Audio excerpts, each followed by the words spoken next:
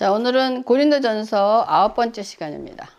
권위에 순종하는 자유라고 하면서 본문은 고린도전서 10장 23절과 24절이지만 그 설교의 본문 내용은 고린도전서 11장입니다. 여러분 11장 1절부터 17절까지 읽으셨어요? 그 내용을 읽으니까 좀 어떻습니까? 무슨 말 하는지 아시겠어요? 자, 오늘 그거를 마음에 두시고 한번 설교를 한번 같이 들어보겠습니다. 오늘 말씀의 그 타이틀이 여기에 보면은 권위, 순종, 자유. 이 이름이 서로 이렇게 친숙해 보입니까? 친숙해 보이진 않지만 이것이 조화를 잘 이룬다면은 대단한 어떤 시너지 효과를 만들어낼 것 같은 그런 느낌이 들지 않습니까? 이 세 가지 단어, 권위, 순종, 자유. 이 중에서 이 단어들이 존재하는 이유가 된다서 여기서 주인공을 셋 중에서 하나 뽑으라 그러면 여러분 어떤 단어를 뽑겠습니까? 어떤 단어가 주인공이기에 나머지 두 단어가 필요할까? 순종. 자유? 자유? 저는 권위라고 생각합니다. 왜 권위라고 그러는지 어쨌든 여러분 권위에 순종과 자유가 종속된 것을 저는 마음에 두고 여러분과 오늘 설교를 한번 전개해 나가려고 합니다. 11장도 계속해서 바울은 고린도 교회의 문제를 다루면서 이번에는 예배 질서를 위하여 공예배 때 일어난 문제를 첫째, 여자 옷차림의 머리에 수건을 쓰는 일, 둘째는 성만찬에 관한 일, 세 번째는 은사인데 은사는 고린도전서 12장에 다루면서 지금까지 있었던 모든 그 문제의 해결의 키는 사랑이라고 하면서 고린도전서 13장으로 일단락을 짓고 있습니다. 근데 오늘은 특히 11장 전반부에 언급되어 있는 여자들의 옷차림으로 머리에 수건을 쓰는 문제에 관해서 얘기를 하고 있는데 이 문제를 다루기 전 2000년 전 그 당시 문화와 사회적인 관습에 대한 이해가 있어야지 성경이 말하고자 하는 올바른 이해를 가질 수가 있습니다. 이것에 대한 올바른 이해가 없으면 핵심은 사라지고 배가 산으로 올라가는 상황이 벌어져요. 여기서 남녀 평등이라든지 뭐 남녀 우월 이런 문제가 이슈가 대두가 됩니다. 여러분 오늘날 교회에서 여자들이 머리를 길게 하거나 짧게 하거나 또한 예배 때 모자를 쓰는 일에 대해서 문제가 되고 있습니까? 물론 모자 쓰는 일에 대해서는 예배에 대한 예의 차원에서 문화적인 어떤 관습으로 제약이 있을 수 있지만 교리적인 문제로는 어떤 그 문제가 제기되지 않습니다.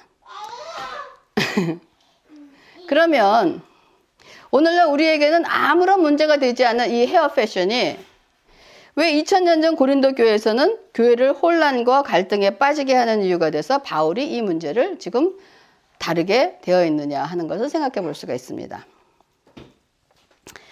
초대교회 당시 기독교가 일어나면서 그리스도인이 된 유대인이나 혹은 헬라인들은 새로운 패턴으로 예배를 드리게 되었습니다. 유대인들은 유대교로부터 갈라지면서 유대인들이 예배를 드리던 회당에서 나와 지금 우리가 예배 처소라고 부르는 그런 어떠한 장소에서 예배를 드리게 되면서 새로운 경험을 하게 되는 것입니다.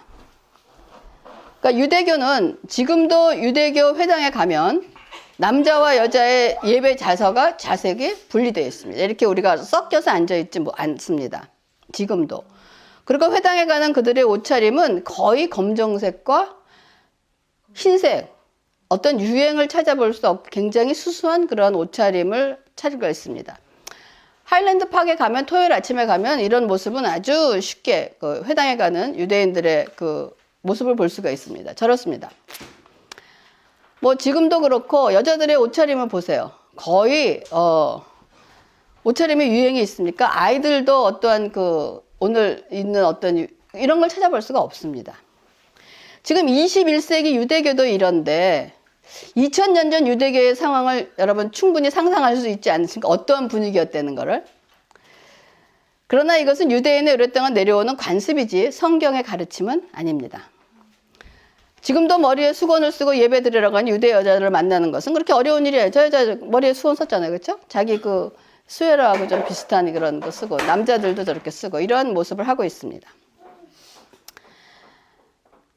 그러면 2000년 전 여자가 두건을 쓰지 않고 머리를 드러내는 일은 도대체 어떠한 거기에 그렇게 문제가 되었느냐. 그러니까.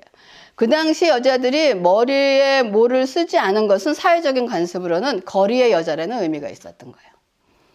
그리고 그 당시 여자의 짧은 머리는 어떤 때는 고통이나 애통을 표하는 특수 상황도 있었지만은 여자들의 그 짧은 머리는 올바른 행동, 그러니까 품행이 올바르지 않다 하는 것을 의미하는 그런 걸 표시했다고. 반면에 유대인들이나 헬라인들 사이에서는 여자들의 긴 머리는 아름다운 우아한 장식으로 여겨졌고 여자들의 권위와 명예를 드러내는 것이었습니다. 그래서 공적인 자리에 여자들이 수건을 쓴다는 의미는 나에게 권위자가 있다 하는 것을 얘기하는 겁니다. 그러니까 결혼하지 않은 여인들은 나는 아버지의 다스림을 받고 있다. 그러니까 가정교육을 잘 받고 있다는 거죠. 그다음 결혼한 여자에게는 남편이 있으며 정숙하고 귀한 집안 여자다. 품행이 단정하고 인정받고 있다는 그런 의미를 상징하고 있었다는 거예요. 그런데 이런 문화적 관습 속에서 살던 여자들이 예수를 믿게 되면서 이 머리에 이거를 벗어버리고 남자와 여자가 함께 모여서 예배를 드리게 되었다는 거예요, 지금. 그 당시 유대교에 익숙했던 사람들에게는 커다란 변화를 지나서 어쩌면은 파격적인 변화, 문화 충격이었을 것입니다. 즉 그들의 시각에서는 성별 간의 담이 허물어진 거예요. 남녀의 우리도 여러분 한국도 남녀 7세 부동석이라는 말이 있잖아요. 남자나 여자가 7세가 되면 같은 자리에 앉지 못한다 하는 것이 우리의 그 유교로부터 내려오는 큰 관습입니다. 그리고 토라를 성령의 감동으로 풀어서 전하는 것을 예언이라고 하는데 이것이 여자에게도 허락이 되었기 때문에 기존의 유대교 입장에서는 충격이 아닐 수가.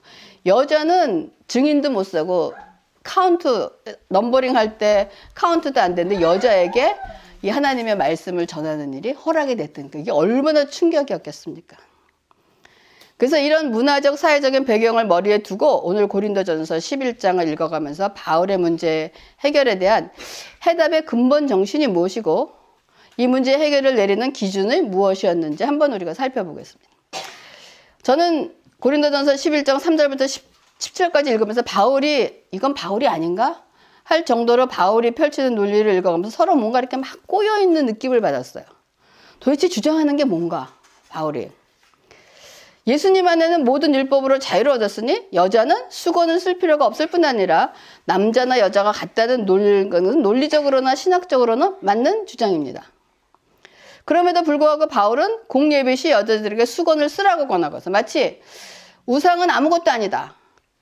그러나 그것을 알게 한 사람이 있다면 그를 위하여 먹지 말라. 이런 공고나 지금 맡은 내용인 거예요. 지금까지 바울이 고린도 교회의 문제를 다루면서 내리는 결론에 공통점이 있다면 그 내용에 항상 모순이 있었다는 것입니다. 그러나 이러한 모순은 모순으로 끝나지 않고 더 높은 차원의 신앙으로 우리를 인도했던 것을 여러분 기억하시기 바랍니다. 그러므로 오늘도 그 모순에 포함되어 있는 진정한 의미를 찾아서 우리가 더 성숙한 단계로 올라가는 그런 시간이 되기를 바랍니다. 그래서 바울이 3절부터 17절까지 그리스도 안에서 수건을 쓰고 벗는 일은 중요한 일이 아니며 구원받는 일과도 아무 상관이 없음에도 불구하고 여자들에게 수건을 쓸 것을 권하려고 논리를 전개하고 있는 것이 3절과 17절입니다. 고린도전서 11장 3절에 그러나 나는 너희가 알기를 원하노니 각 남자의 머리는 그리스도요 여자의 머리는 남자요 그리스도의 머리는 하나님이시니라 라고 얘기합니다.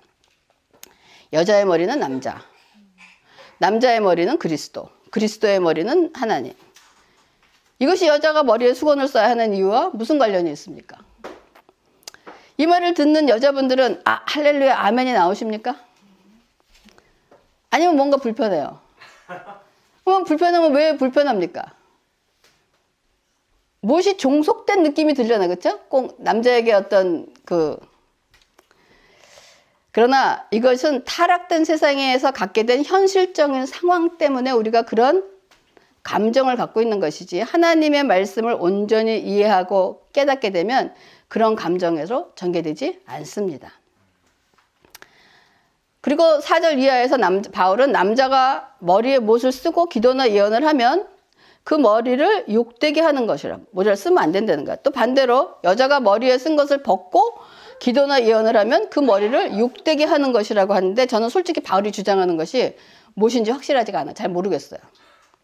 그런데 오늘날 유대인들의 남자들은 어때요? 저렇게 머리에 막 못 쓰고 있잖아요. 그렇죠? 뭐 키파라고 하기도 하고 저런 두건도 쓰기도 하고 다 쓰고 있잖아. 고린도전서 11장 7절에 남자는 하나님의 형상과 영광이니 그 머리를 마땅히 가리지 않거니와, 가리지 않는다 그러는데 지금 가리고 있잖아요. 여자는 남자의 영광이니라 또 이렇게 얘기하고 있어요. 그 남자가 머리를 가리지 않는 이유가 남자는 하나님의 형상이며 영광이기 때문이라는 거예요. 그럼 여자는 남자의 영광이니까 여자도 남자의 영광을 나타내려면 머리를 가리지 않아야 되지 않나 하는 그런 생각을 한단 말이에요. 근데 여자는 또 가리라 그러는 거예요. 제가 바울의 말을 이해 못하는 것인가 하는 생각이 들기도 해요. 이거 내가 바울의 말을 이해하지 못하는 건가. 어쨌든 계속해서 바울의 말을 들어봅니다. 11장 8절에서 9절. 남자가 여자에게서 난 것이 아니요 여자가 남자에게서 났으며 또 남자가 여자를 위하여 지음을 받지 아니하고 여자가 남자를 위하여 지음을 받은 것이니. 이것은 무슨 월드플레이 하는 것 같지 않으세요? 그 유의하는 것 같은데 아마 이 말씀은 창조의 순서를 언급하고 있는 거예요. 그렇죠? 하나님께서 아담에게 하와를 취하시고 아담에게 돕는 배필로 주신 것을 하와였기 때문에 지금 바울이 이렇게 얘기하고 있는 거죠. 그러면 이것은 남자가 여자보다 우월하다는 것을 지금 어필하는 내용입니까? 11장 11절에서 12절. 그러나 주 안에는 남자 없이 여자만 있지 않고 여자 없이 남자만 있지 아니하니라. 이는 여자가 남자에게서 난 것 같이 남자도 여자로 말미암아 났습니다. 그리고 모든 것은 하나님에게서 났습니다. 이건 또 뭡니까? 마치 남자가 여자보다 우월하다고 오해할 수 있는 멘트를 조금 전에 날리시다가 갑자기 주 안에는 남자만 있는 거나 여자만 있는 것도 아니라라고 얘기해요. 창조의 과정 속에서 여자는 남자에게서 만들어진 것처럼 자연적인 이치로 육체적인 여인 어머니를 통하여 남자도 났으니 결론은 남자나 여자나 모든 것은 하나님에게서 났다고 말하므로 남자가 여자보다 우월한 것 같이 보이는 멘트를 지금 여기서 디스하고 있습니다. 여기서 우리는 바울이 말하고자 하는 것은 남자의 우월에 대한 것이 아니라는 것을 놓쳐서는 안 됩니다. 바울의 시선은 남자와 여자를 존재케 하신 하나님께 있다는 것입니다. 그래서 고린도전서 11장 13절 너희는 스스로 판단하라. 여자가 머리를 가리지 않고 하나님께 기도하는 것이 마땅하냐? 16절에도 논쟁하려는 생각을 가진 자가 있을지라도 우리에게나 하나님의 모든 교회는 이런 관례가 없다라고 얘기합니다. 자, 바울은 이렇게 그냥 남자 여자 이런 논리를 쭉 얘기하고 난 다음에 13절에 뭐라 그러면 너희는 스스로 판단하라는 거야. 니네들이 알아서 하래. 스스로 판단해 보라는 거예요. 또한 이런 문제를 가지고 그냥 논쟁을 하려고 하는 사람들이 있지만은 하나님 교회에서는 이런 문제에 대한 논쟁은 없다라고 얘기하는 거예요. 그쵸? 이 구원하고 무슨 관계가 있길래 이런 논쟁이 있겠습니까? 라고요. 그래서 저에게는 이렇게 항상 분명하고 딱딱 부러지는 듯한 명철함이 빛나던 바울이 보이지 않습니다. 여러분들은 어떠신지 모르지만. 그러면 이렇게 명철한 바울 사도는 왜 이렇게 꼬인 듯한 논리를 전개하셨을까 하는 그런 질문을 한번 해봅니다. 여러분, 사람들이 분명한 논리를 가지고 있으면서도 자기가 하는 말이 꼬일 때가 있지 않습니까? 내가 분명한 논리를 갖고 있고 확실한데 그거를 전하려고 그러는데 내가 하는 말이 막 꼬일 때가 있어. 이 말인지 저 말인지. 이런 경험이 있으시다면 그런 경우가 어떤 경우에 이런 일이 꼬입니까? 너무 민감한 상황일 때. 또 이거 지금 굉장히 민감한 상황이에요.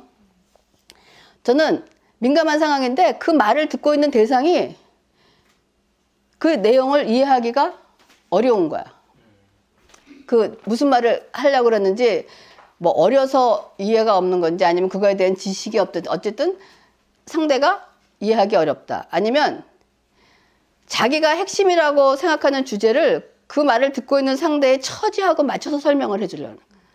근데 그 처지가 상대방의 케이스가 완전하지 않을 때, 내 주장과 그 케이스가 완전하지 않을 때 뭔가 끼워 맞추려고 그러니까 뻐거닥 소리가 나는 어떤 그런 경우도 있지 않을까 하는 걸 전제로 놓고 제가 지금 바울의 논리를 이해해 보려고 하고 있습니다. 이 전반부에서 여자의 머리는 남자, 남자의 머리는 그리스도, 그리스도의 머리는 하나님이라는 말씀의 의미가 여러분 남자보다 여자가 우월하다는 것이 아니라는 것입니다. 이 머리라는 의미는 두목이나 지배를 의미하는 것이 아니라 원천, 기준, 근원 권위의 원천을 의미하는 거예요. 그래서 아까 제가 그랬잖아요. 순종, 권위, 자유 중에서 이 세 가지 중에서 어느 단어가 주를 이루느냐. 권위 때문에 자유와 순종이 필요한 거예요. 즉 창조 질서에 있어서 남자와 여자가 서로 다른 과정 속에서 창조되었다 할지라도 분명한 사실은 남자와 여자 그리고 모두 피조물들이 하나님에 의해서 창조됐다는 것입니다. 남자와 여자 두 존재의 기원은 결국 하나님이시므로 남자와 여자는 하나님 안에서 하나예요.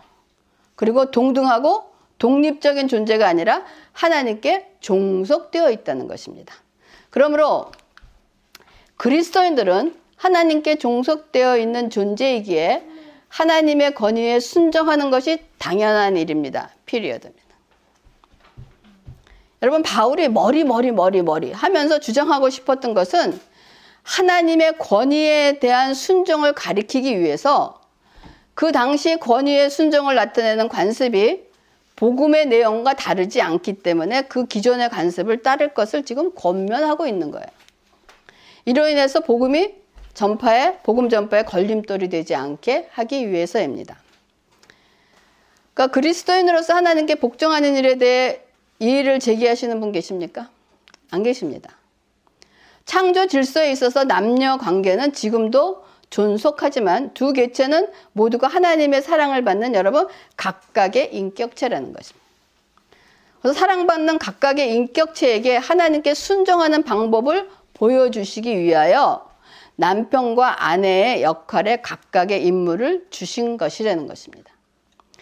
성경이 이것을 잘 보여주고 있으며 권위에 대한 순종은 기독교의 핵심을 이루는 여러분 신앙이기 때문에 바울은 여자들에게 머리에 수건 쓴 것으로 하나님의 권위에 대하여 순종하는 것을 사람에게 보여주려는 거예요. 권위에 대한 순종에 대하여 성경은 다음과 같이 말하고 있어요. 그리스도를 경외함으로 피차에 복종하라 라고 얘기했습니다. 여러분 그리스도를 경외함으로 피차에 복종하라는 것은 다른 모든 사람들을 주님 대하듯 하라는 것입니다. 우리가 주님께 반항합니까? 주님께 순종하잖아요. 그러나 인간 타락으로 인하여 생겨난 죄는 인간에게서 하나님의 사랑을 뺏어갔기 때문에 인간에게 남아있는 것은 이 세상에 살아남기 위해서 강한 자가 되겠다는 생존 이러한 본능적인 사랑이지 하나님의 사랑이 아니라는 거예요. 특히 남녀 간에서도 남자는 여자를 지배하고 강탈했으며 결혼을 어떤 정치적 거래나 종족 보존을 위한 제도로 만들어버린 거예요. 그러나 하나님께서 인간들에게 주신 가장 아름다운 선물이 남자와 여자의 사랑입니다. 그리고 하나님께서 남자와 여자를 하나님의 형상대로 지으셨다는 것은 남자와 여자 사이에는 거룩하고 존귀한 하나님의 형상이 있다는 것입니다. 여러분 인간이 행복해지기 위해서 가장 중요한 것이 여러분 무엇이라고 생각하세요? 세상 사람들은 뭐 여러 가지 기준을 갖다 대겠죠. 하지만 인간이 행복해지기 위해서는 자신이 사랑을 받기도 하고 자신도 다른 사람에게 사랑을 줄 때 행복해집니다. 이렇게 하기 위해서는 하나님이 주신 최고의 선물인 남자와 여자 사이의 올바른 사랑과 신뢰 관계가 회복되어야 한다는 것입니다. 그래서 이 올바른 관계 회복을 위하여 남녀 사이의 바른 관계를 말하려고 하는데 성경은 이제 남녀가 바로 되기 위해서 남자는 어떻게 해라, 여자는 어떻게 해라 라고 얘기해요. 그럼 여러분들은 남자는 어떻게 해라, 여자는 어떻게 해라고 바른 관계를 설명하기 위해서 누구를 먼저 설명하고 싶어요? 남자를 먼저 설명하고 싶죠. 근데 성경은 여자를 먼저 얘기하고 있어요. 에베소서 5장 22절. 아내들이여 자기 남편에게 복종하기를 주께 하듯 하라. 그 이유가 뭘까요? 그리스도의 질서를 회복하는 일은 아내가 남편에게 복종하는 일부터 시작하라고 하는데 그 이유가 뭘까요? 마치 여기 뭐 심오한 이유가 있는 것 같아요. 뭐 여자가 더 죄를 많이 진 것 같아서 심오한 이유가 없어요. 여러분 교회에서 가르침을 시작할 때 교회에 나오지 않는 사람을 두고서 제가 열심히 가르칠까요? 교회에 일단 열심히 나오는 사람부터 가르치지 않겠어요? 그래서 바로 앞에 앉아있는 사람들이 은혜 받고 변화되는 것이 중요하지 않겠습니까? 그러니까 아마 초대교회 당시 남자보다 숫자가 많았던 여자들을 위한 가르침이 아마 먼저 시작된 것이라고 생각하게 됩니다. 지금도 대부분 교회는 남자보다 여자가 많지 않습니까? 그래서 성경은 먼저 깨닫고 먼저 은혜 받고 먼저 성숙한 사람부터 실천하게 하면 되는 거예요. 그러니까 성경이 그리스도인 아내에게 가장 먼저 요구하는 것은 아내들이여 자기 남편에게 복종하기를 죽게 하듯 하라라고 합니다. 그냥 놔두세요. 걔가 어떤 바들 하지 않으니까 그냥. 근데 오늘날 현대 여성들에게는 어쩌면 거부감을 일으킬지도 모르지만 결코 이것은 계속 얘기하지만 성경은 여자가 남자보다 열등하다고 얘기하는 것은 아무 곳에도 없다는 거예요. 이런 말에 거부감을 느끼는 것 자체가 여러분 나는 열등하다라고 스스로 인정하는 것과 같아요. 하나님께서 손수 지으시고 보시기에 심히 좋았더라. 토부라고 하셨는데 왜 스스로를 비하하십니까? 그러지 마세요. 하나님 기뻐하지 않으십니다. 최고의 걸작을 만들어 놓았는데 아니라고 하면 만든 분 기분 나쁘시고 만든 분 모독하는 거예요. 그러면 그리스도를 위해 남편에게 복종한다는 의미가 무슨 말이냐 이거예요. 우리가 저 복종이라는 단어를 잘 몰라서 그러는 거예요. 여러분 우리들은 그리스도인들은 이 세상에 사는 목적이 나를 높이기 위해서 사는 것입니까? 아닙니다. 그렇죠? 그러므로 결혼한 여자에게는 자기 남편을 인정해주고 그를 완성시키는 것이 가장 중요한 일입니다. 여러분 결혼한 남자와 여자가 남편과 아내에서 서로 중요한 것이 무엇입니까? 남편 잘 되는 것이 가장 중요한 거예요. 그건 무엇보다도. 남편들은 자기 부인 한마디의 칭찬과 인정이 다른 사람 100명, 1000명의 말보다 훨씬 낫습니다. 그렇죠, 목사님? 그걸 아시는 분이. 그래서 아내는 남편을 성공하게 하고 행복하게 하는 탁월한 은사가 있다는 거 잊어서는 안 됩니다. 그러므로 여기서 말하는 복종은 어떤 굴욕적인 복종이 아니라 하나님의 권위에 대한 순종과 인정을 삶의 시스템 속에서 배우는 과정이라는 거예요. 그리고 우리 삶의 모든 결정은 이런 과정을 통하여 남자도 여자도 아닌 누가 내리시냐? 하나님께서 내리시는 것입니다. 그러니까 복종한다는 말에는 분별력과 설득이라는 말이 포함되어 있어요. 그래서 남편과 어떤 의견 차이가 생겼을 때 다시 한번 주님의 뜻을 다시 한번 객관적으로 생각할 수 있는 중요한 기회이며 기도의 어떤 시간입니다. 그런데도 아무리 생각해도 내 생각에 맞아. 그러면 내 생각이 하나님의 뜻일 때는 남편을 조용히 설득하고 그가 마음이 변할 때까지 기다리는 인내가 아내에게 필요합니다. 그리고 에베소 5장 25절에 남편들아 아내 사랑하기를 그리스도께서 교회를 사랑하시고 그 교회를 위하여 자신을 주신 같이 하라라고 얘기하고 있습니다. 여러분 누구든지 남자는 될 수 있지만 남편이 되려면 여러분 대수술을 해야 돼요. 어떤 수술을 해야 돼요? 여러분 창조 과정을 한번 생각해 보세요. 어떤 수술이에요? 갈비뼈 내는 수술 했잖아요. 남자가 적어도 한 여자를 책임지는 남편이 되려면 총각 때 가졌던 자기 중심적인 생각이나 사고방식을 완전히 버리는 수술이 필요하다는 거예요. 지금 여자들 마음속에서 막 그냥 뭐가 막 뛰어올라 기쁨이 막 올라오죠. 하나님께서 남자를 거의 죽게 하신 다음에 그 희생으로 여자를 만드신 과정의 의미는 남자로 하여금 여자를 취하려면 자신의 희생이 있어야 하는 것을 보여줘야 돼요. 남자가 아내를 얻으면 그냥 얻는 것이 아닙니다.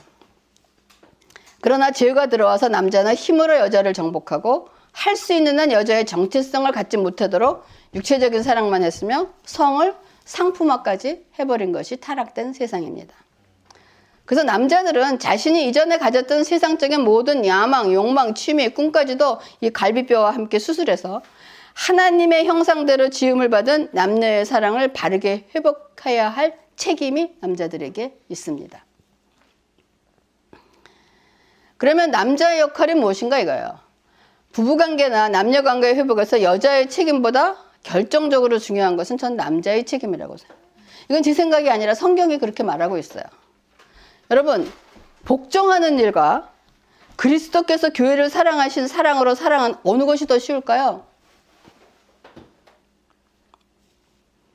복종하는 일이 더 쉽습니까? 아닙니다. 남편들아 아내 사랑하기를 그리스도께서 교회를 사랑하시고 그 교회를 위하여 자신을 주신 같이 하라라고 하는 것은 이 말씀을 보면 기독교를 모르는 남자는 절대로 남편 구실을 제대로 할 수가 없을 것 같아요. 왜냐하면 주님이 교회를 위해서 하신 일이 무엇인지 알아야 하기 때문입니다. 남편들에게 아내를 사랑하는 방법에 대해서 지금 말하고 있는 것입니다. 여러분, 여러분의 아내는 무엇을 가장 잘해주는 것이 가장 기뻐할까요?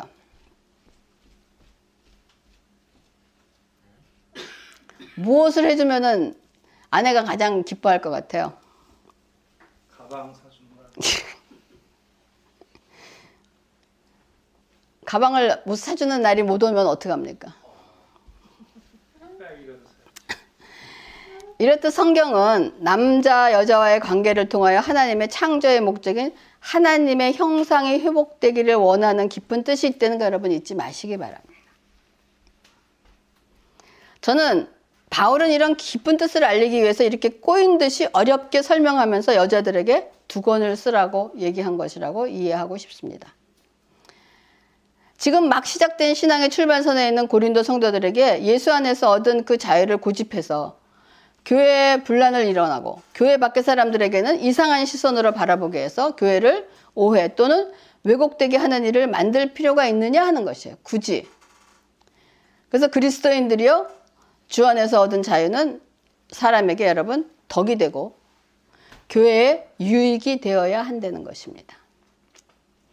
그리스도 안에서 자유를 얻고 나면 진리 안에서 자유하게 되면 그것으로 여러분 끝이 아니라는 거예요.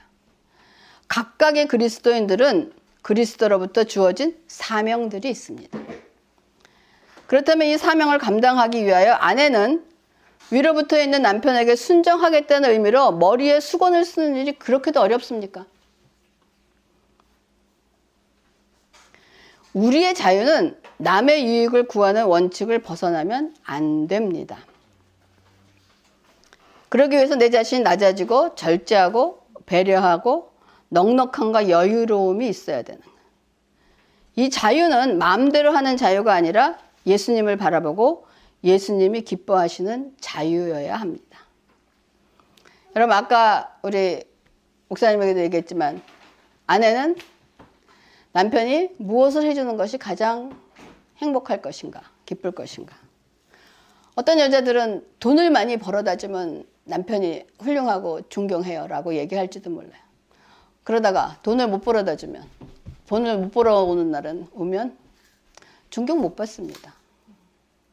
또 이벤트를 잘해주면 먹을 거를 이렇게 잘 주면 여러분 아니에요. 그런 거는 우리의 삶 속에서 약간의 어떤 필요가 있지만 결혼 생활 여러분 결혼 생활 이렇게 하면서 지금은 여러분이 사랑과 어떤 거로 살아가지만은 결혼 생활에서 가장 중요한 거는 사랑도 중요하지만 뭐가 중요하다고 생각하십니까?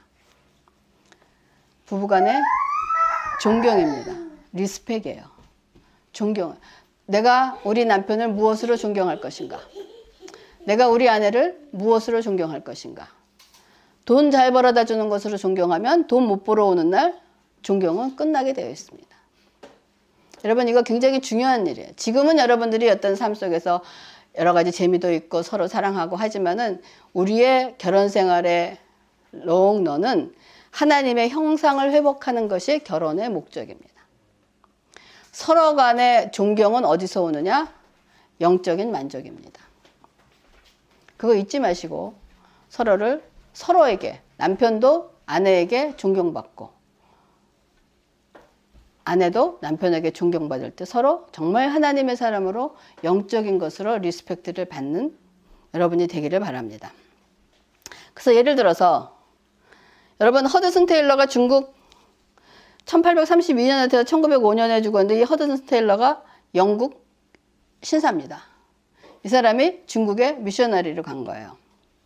근데 저런 의복과 저렇게 입었던 사람이 이렇게 바꿨습니다. 머리를 다 자르고 변발을 하고 왜 그 중국 사람들 뒤에 이렇게 하고 이런 왜요? 이렇게 변했어요. 저런 사람들에게 복음을 전하기 위해서. 이거는 이 당시에 영국의 안화 문화에서는 중국 사람들을 미개인이고 야만인이고 사람 취급도 안 했을 겁니다. 저런 옷을 입고 저렇게 한다는 거. 그렇지만 이 사람은 자기의 모든 음식이나 자기의 그 어떤 마음, 이런 머리색 모든 것들을 문화를 다 이들에게 맞춰가면서 복음을 열기 위해서 자기의 몸을 열었다는 거. 이것이 내가 할 수 있는 자유지만은 모든 것을 그들과 함께 주님이 원하시는 것이 지금 이런 거라는 것을 우리가 한번 생각해 봅니다. 그러면 그리스도인의 자유는 어떻게 쓸까? 여러분, 우리는 진리 안에서 진리가 너를 자유케 하리라는 자유가 주어졌습니다. 우리의 그 자유를 어떻게 사용하실 것인가? 그러면 자유를 가졌기 때문에 나는 모든 권리를 다 있다. 하지만 우리가 그 모든 권리를 다 포기하는 이유는 무엇인가? 그러면 고린도 교회 여인들이 머리에 신경을 쓴 이유가 무엇일까요? 머리에 두건을 쓰고 있다가 벗어버린 그 이유가 뭘까요? 다른 사람의 유익을 위해서입니까? 자기를 드러내는 것밖에. 너희들은 그렇게 살지 난 자유함 얻어서 봐라. 나는 이런 문화와 간섭을 깨고 이런 자유함을 얻은 어떤 자신을 드러내는 것이지 다른 사람의 유익을 생각했던 건 아닌 것입니다. 그러므로 우리는 주님 안에서 자유를 얻었습니다. 우리가 모든 것을 다 할 수 있습니다. 하지만 우리 위에는 여러분 권위가 있음을 잊지 말고 복음의 빚진 자라는 걸 잊지 마시기 바랍니다. 우리가 자유를 얻었지만 우리의 그 모든 자유는 어디로부터 오느냐? 하나님의 권위로부터 온다는 것입니다. 성경은 여러분 남녀에 대한 우월과 열등을 말하지 않고 있다는 것을 기억하시기 바랍니다. 하지만 남녀의 우월은 얘기하고 있지 않지만 무슨 얘기하고 질서는 있다라고 얘기하는 거예요. 그 질서가 누가가 높기 때문에 질서고 낮기 때문에 질서하가 있다는 것이 아니라 우리에게 그 시스템을 통해서 하나님께 순종하는 훈련을 가리키는 방법이라는 것입니다. 그래서 남편의 여러분 권위는 다른 사람이 다 인정을 하더라도 세상에 나가서 저 사람의 권위가 있다고 인정을 하더라도 아내가 그 권위를 인정하지 않으면 그 남편의 권위는 세워지지 않습니다. 남편의 권위는 아내가 권위를 인정할 때 남편의 권위가 있을 수 있다는 것을 남자분들은 명심하시고 그 권위에 순종하는 자유를 누리는 저와 여러분이 되기를 주님의 이름으로 축원합니다. 기도하겠습니다. 하나님, 오늘은 바울이 참 엉키는 것 같이, 잘 무슨 말을 하는 것 같이, 무엇을 주장하려고 하는 것 같이 하는 것을 잘 깨닫을 수 없는 그런 말을 하셨지만은 결론은 하나님의 권위에 순종한 우리의 자유와 우리의 그 순종은 하나님의 권위에 순종하며 아버지 복음의 걸림돌이 되지 아니하며 나의 주신 모든 자유를 복음을 위하여 기꺼이 포기하고 아버지는 그 자유를 아버지 절제하는 데 쓰는 우리가 될 수 있도록 인도하시고 아버지 복음을 위하여 나에게 주신 모든 것들을 포기까지 할 수 있는 아버지 진정한 높은 차원의 자유를 누리는 저와 우리 새삼교회 성도가 될 수 있도록 인도하시고 축복하여 주시옵소서. 아버지 감사를 드리면서 모든 말씀을 예수님의 이름으로 기도합니다. 아멘.